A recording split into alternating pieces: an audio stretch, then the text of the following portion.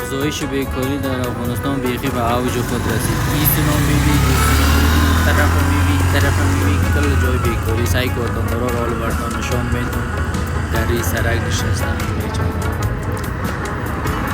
اینه وطندارا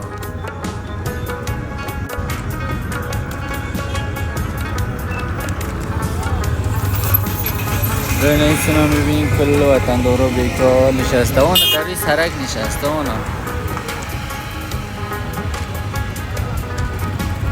سعی که تا گرمی کشته نمیتونه در سایه نشستن. این سنا ببینید کلگ بیکاره، رنگ مالون بیکار است. کل وطندارا هیچ کاروبار نیست، هیچ چیز سر سیستمش معلوم نیست در افغانستان بچه ها.